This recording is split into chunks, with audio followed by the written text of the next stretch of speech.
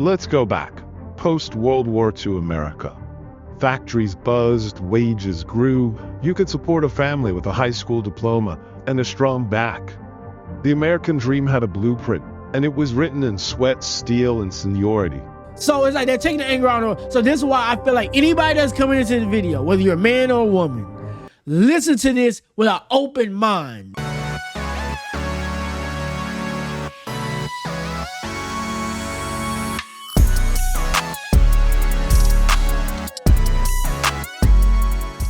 What's good, peeps? It's your boy JP back at it again with another reaction video, and today we are reacting to Dark Brandon. Don't know who Dark Brandon is, but hey, he is a successful YouTuber with 232K subscribers.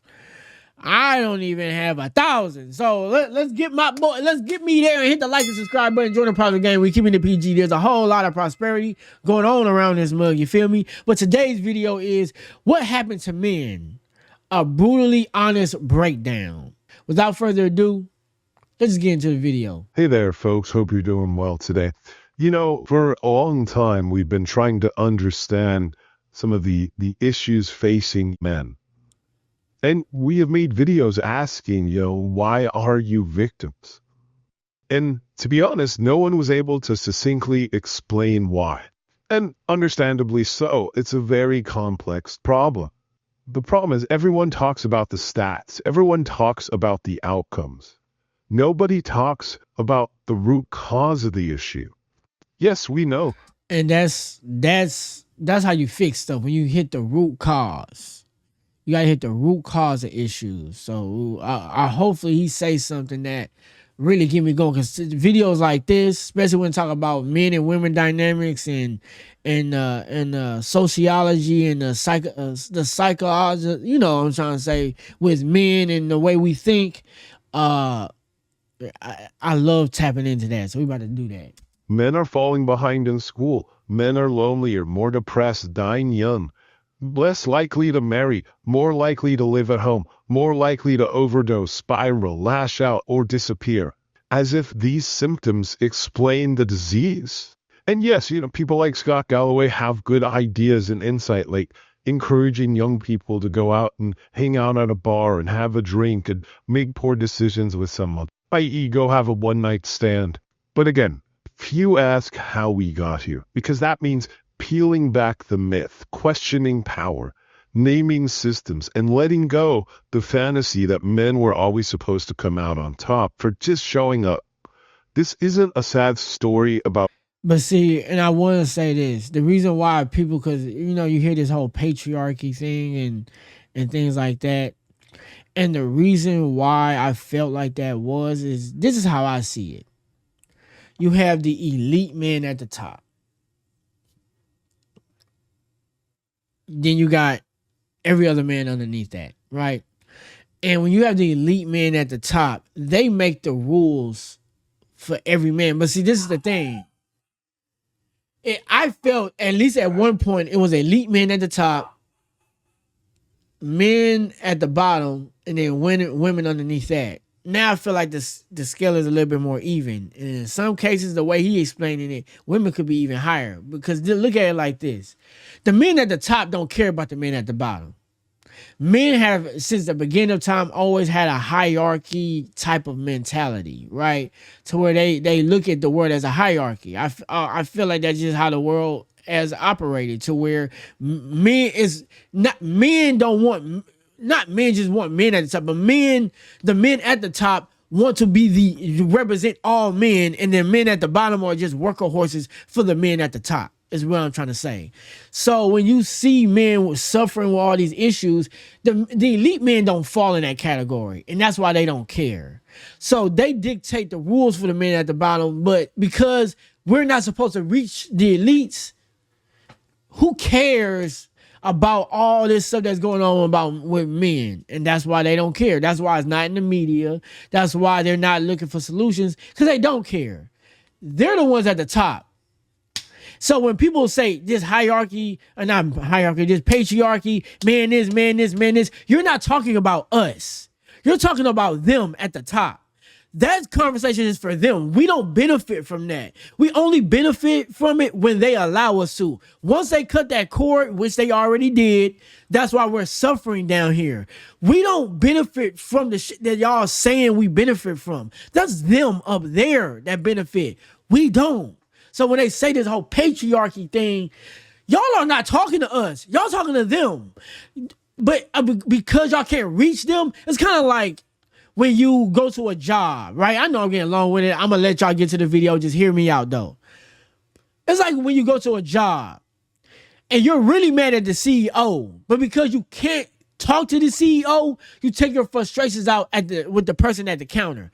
The person at the counter, like, I don't make the fucking rules. They just force me to follow them. I hate this rule as much as you do. But I can't do nothing about it, just like you can't do nothing about it. I know you're mad, but you're taking it out on me, and I have nothing. I hate this just as much as you do. And that's typically what's going on when you see women getting mad at men about the patriarchy. Like, we can do anything about it. I can't do shit about that. In fact, it don't even benefit me because I'm broke just like y'all. I'm struggling mentally just like y'all. I'm not getting no dates just like y'all. Well, typically not me. I'm in a relationship. But you get what I'm trying to say, though. So it's like they're taking the anger out on. So this is why I feel like anybody that's coming into the video, whether you're a man or a woman, listen to this with an open mind. Don't look at your neighbor and be like, well, it's your fault. Yeah. Don't look at the women next to you and be like, it's your fault. Da, da, da. This is the elite. The elites is creating this issue. We take this shit up with them. But let's continue. Confused boys. This is a reckoning with broken promises, political betrayal. And this is what happens when a culture sells identity like a drug and blames everyone but itself when it crashes. This isn't about rescuing men from obscurity. It's about exposing what collapsed underneath them and why some have chose to weaponize that collapse instead of rebuilding it. So let's go deeper. Past the stats, past the podcast bros and the TikTok sermons. Let's talk about the lie and what comes next. Chapter 1. The golden era that really never was. Let's go back. Post-World War II America. Factories buzzed, wages grew. You could support a family with a high school diploma and a strong back. The American dream had a blueprint, and it was written in sweat, steel, and seniority. And I would say this is when the elites had men on the same page. Like, this is before they cut that line. And men was able to thrive and be able to take on responsibilities, which is a one job. They cut that line, though, a long time ago. At least in my understanding, because I'm not benefiting from none of this. Like, The deal? It was exclusive. White men mostly were the ones invited in. Everyone else? Outsiders to the dream. Supporting characters at best. Still, for those who got the invite, the script was clear. Work hard, be the provider, keep your nose clean. You'll get a house, a wife, a pension, and a little flag to wave at the barbecue. It was a simple story. Too simple. Because it left out what made it all possible. Exploitive capitalism propped up by union muscle and racial exclusion. And it pretended this golden era was eternal when it was a blip. no. He dropped. That was a gem right there. A lot of us thought this was internal. I grew up with the same American dream. J. Cole, one of my favorite rappers, and he even had that American dream, the picket fence, all that. We grew up. Now, granted, he rich as hell, so he can have that either way he want, right? He can have it forwards and backwards, right? But in general, we all grew up with this. A lot of us grew up with this American dream. Even me as a black man that didn't have those same opportunities. I didn't grow up in no American dream household. I grew up in apartments. I to be honest with you, I've never lived in a suburban house a day in my life. I'm 31 years old and I have never lived in a suburban house. I've only jumped from apartments to apartments. Sometimes I lived in trailer homes, but I've never lived in a suburban house with neighbors in a yard. Never in my life.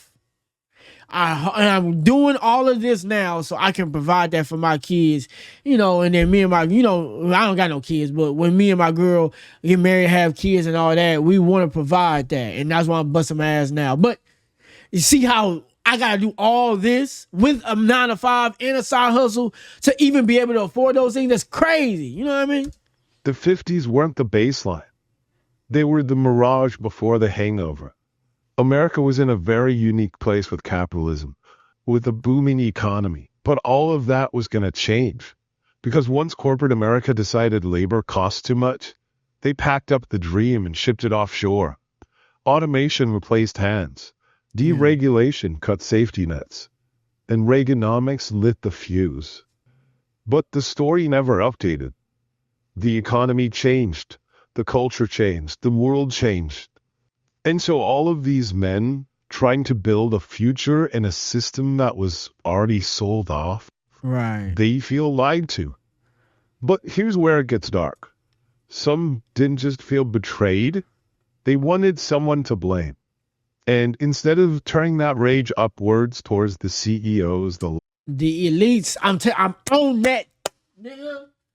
I'm telling you, I'm on that. That's who it is. It's not your neighbors, it's not the women, it's not the men, it's the elites. They cut the line. And because they cut the line for capitalism moving the world forward or whatever, whether it was necessary or not, I'm not here to say that because I'm not into politics. I don't do all that. But whether it was necessary or not is not an argument I'm ready to have. But that's what happened, though. They moved the world forward. We wasn't able to catch up because they cut the line, and now we felt lied to. And instead of, like he said, instead of having that conversation with the people upward that cut the line, we're arguing with each other, which is stupid. lawmakers, the system that sold them out.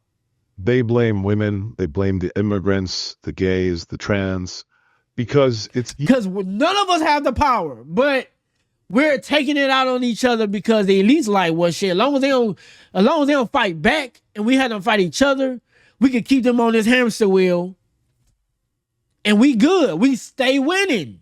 And we keep moving the world forward. Y'all better learn these parasocial relationships y'all got with the people up. It's going to fuck y'all up because they're the one doing it. Easier to punch down than look in a mirror and ask what masculinity means when the factory's gone and the house costs $500,000.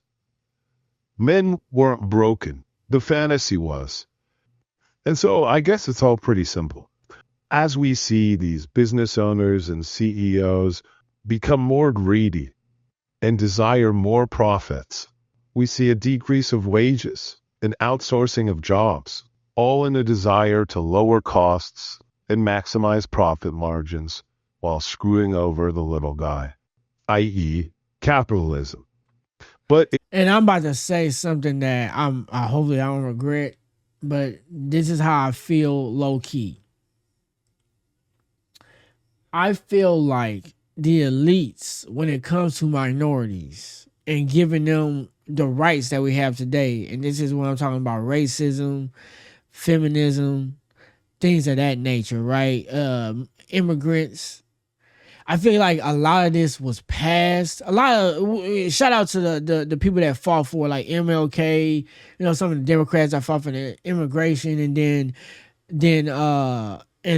the women that fought for the rights for feminism, right? But I feel like a lot of that was like eventually agreed on for capitalism. I feel like a lot of racism and a lot of keeping us down. It's like, wait, why have black people down when we can make them taxpayers and increase capitalism? Why have women not have rights and keep them down when we can have them up for capitalism? Why keep all immigrants away when we can have them in for cheap labor for capitalism? I'm not in politics, but I'm just saying that if you a money driven greedy person, that makes sense to me. Bring everybody up. They think they get equal rights, and we having them paying tax dollars.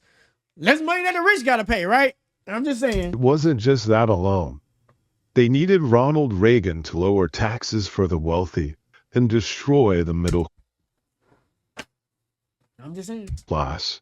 Chapter 2, Reagan and the Great Betrayal. Let's stop pretending this was an accident. The working class man wasn't simply left behind. He was sacrificed by design. Cue Ronald Reagan, conservatism's wax statue of nostalgia. A guy who spoke like your grandpa but governed like a corporate hatchmat. In the 1980s, Reagan didn't cut taxes for the rich. He cut the legs out from every man who thought hard work guaranteed a future. He waged war on unions, deregulated everything that moved, and handed America's industrial base to Wall Street on a silver platter, all while wrapping it up in cowboy charm and red, white, and blue ribbon. He told men they were the backbone of America, right before snapping it in half. Ronald Reagan decreased the taxes for the rich, going from 70% to 28%. Over the years, this allowed the rich to become the super rich. But in doing so, in acquiring all that wealth, it drained it out of the middle class, as well as the opportunities that have been sent elsewhere. And so the result? A new American gospel. You're not a worker, you're an entrepreneur. You don't need stability, you need hustle. If you're struggling, it's not the system, it's your mindset. And when that didn't... And maybe I feel for that shit too, because that's how I think. I'm a hustler. It's me. If other people can do it, I can do it too, which is some truth to that. But sometimes you fighting with weights on your ankles and you think that you don't have any weights on your ankle. Now it does make you stronger, but sometimes you got weights and you don't even realize you got weights, and you like, why is this so much harder in comparison to everybody else? Because you low key got weights on your ankles and you just ain't looked down to see them. Pan out when people couldn't afford a house or a kid or a doctor. You blame single moms. You blame the welfare queens. You blame the immigrants taking your jobs, as if Guatemalan teenagers at Chipotle is the reason your 401k is garbage. It's the oldest trick in the capitalist book. Rig the system and then sell you a scapegoat. And men bought it because the alternative was admitting they'd been conned by the very people selling them the bootstraps. So where are we at? No pensions, no safety nets, no dignity, just... The job that I got, that used to be one of the things. They were like, man, you retire from this job, yeah, you'll get you a pension, and man, them days gone. That's why I'm relying on myself now. Despite that, the job I work at probably don't even got 10 years left, to be honest with you. I'm going to keep it a buck. It ain't going to be the same in 10 years if it's even there or useful. Side hustles and motivational podcasts telling you to level up while the billionaires level your neighborhood. And the worst part, a lot of these men didn't get radicalized by reading Atlas Shrugged. They got radicalized because they're struggling to afford to live. They looked around and saw their dads had more with less, and they didn't understand why the latter had disappeared. So they decided someone must have stolen it. Instead of burning down the bank, they blamed the barista with purple hair. And so this isn't masculinity, this is misdirection. And if we don't start naming who really stole the future, we'll keep watching angry men punch ghosts while Elon Musk and Donald Trump count their money. Chapter 3. The Masculinity Vacuum and the Cowards Who Rushed In. Let's not sugarcoat it. Something collapsed. Not just jobs or industries, but identity, purpose, and structure. The kind of masculinity American promised, a provider, protector, patriarch, was built on a foundation of economic stability, cultural dominance, and unchallenged authority. Once that foundation cracked, so did the mask. And that silence, left by absent fathers, broken homes, and a system that gutted meaning for profit, there was a vacuum. We didn't fill it with mentorship, community, or tools to rebuild. We filled it with algorithms. And who sprinted into the void? Rifters, clowns, rage merchants with ring lights. Not thinkers, not builders, not mentors. Just emotionally stunted men barking into microphones, telling the disoriented that the problem wasn't capitalism. It was women with opinions. You can't afford rent, must be feminism. No one wants to date you, blame the gays. Feel like a failure, trans people. It's pathetic. They took pain and turned it into posture. No reflection, no growth, no time trying to explain or understand the new landscape or strategize how to succeed in it. Just cosplay masculinity for $9.99 a month. This isn't men struggling, this is men refusing to evolve and demanding applause for it. And let's be brutally honest. A lot of guys like it this way. They like the grievance, they like the rage. They like pretending their suffering makes them dangerous instead of just loud. It gives them a script, an identity, a target. Because it's easier to scream about emasculation than admit you've built nothing, contributed nothing, and learned nothing since high school. Yes, some of these people It's easier to play the victim to a life that was stolen from you than it is to take responsibility and figure it out and stop being a hamster on the hamster wheel. Men before us, average men, not the men you read in the books. Men you read in the books, they hopped off the hamster wheel. That's why they are in the books for you to read about. The ones that's not in the books, your grandfather, your great grandfather, the ones that died and the only people that remember them are the people in your family, because that's the only people that was important. That was the only people that found them important, right? Those men, and I'm sorry, I ain't trying to diminish your grandfather or great grandfather, but your great grandfather and your grandfather, if I don't know, if he not in the history books or he not somewhere to be remembered, then he was just important to you and your family. I don't know him and we don't care. I mean, no, I ain't gonna say we don't care. I'm just being honest. But let's be for real.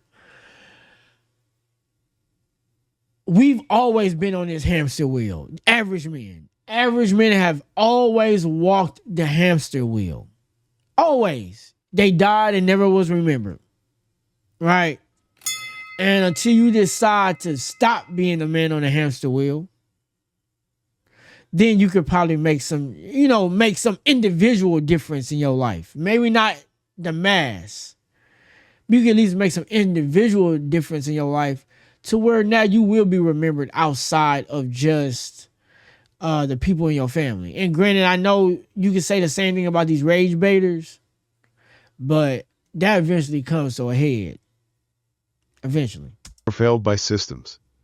But plenty are choosing this path because it's easy. It's flattering. It requires zero accountability. Right. This isn't masculinity in crisis. It's arrested development in a bulletproof vest. And here's the kicker. They know it's hollow. That's why they need constant validation. That's why they huddle in echo chambers and melt down when challenged. Because deep down, even they could sense it.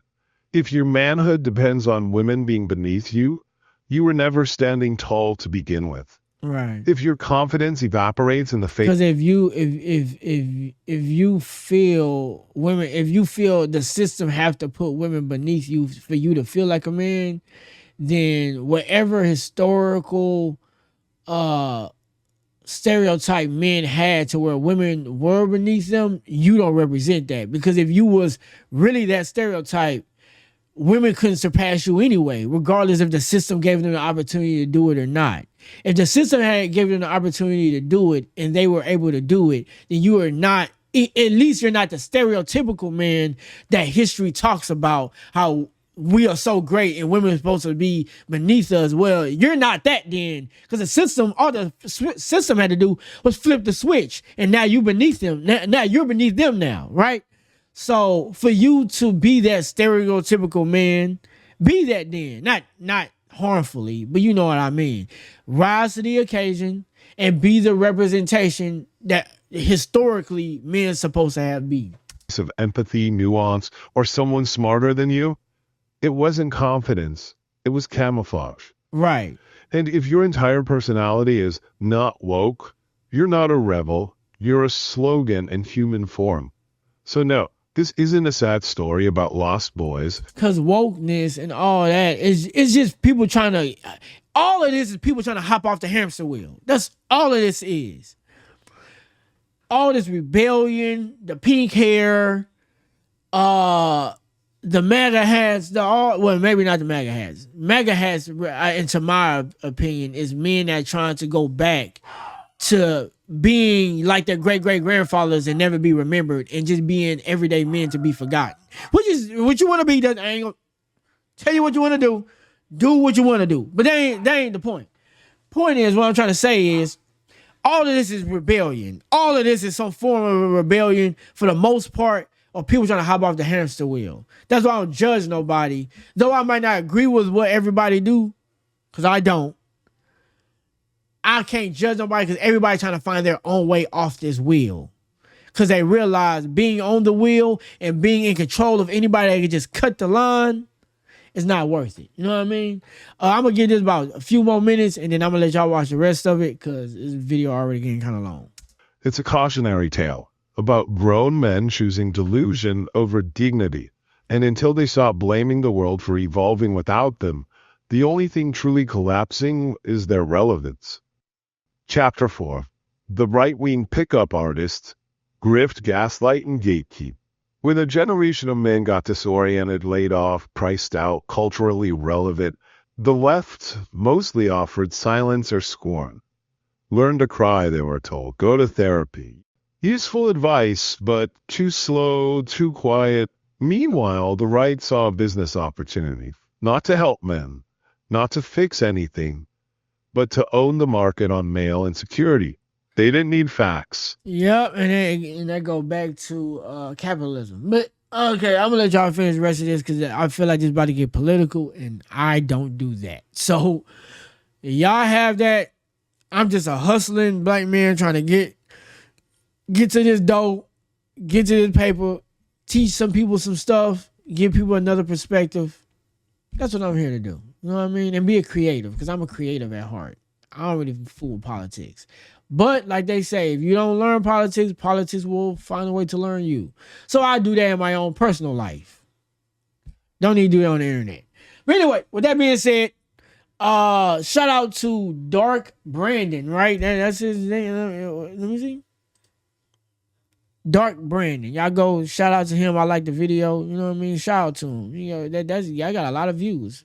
So anyway, that being said, till next time. Make sure you hit the like and subscribe button. Join the Prosper Game. We're keeping it PG. There's a whole lot of prosperity going on around this mug. You feel me? Sorry to get a little political because I ain't really political. I'm a centrist. I ain't Democrat or Republican. So, I see problems on both sides.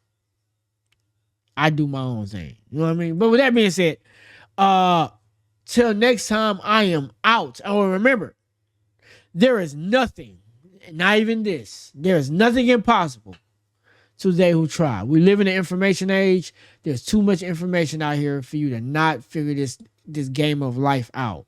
We have way more opportunity to figure it out than our ancestors and the people that came before us.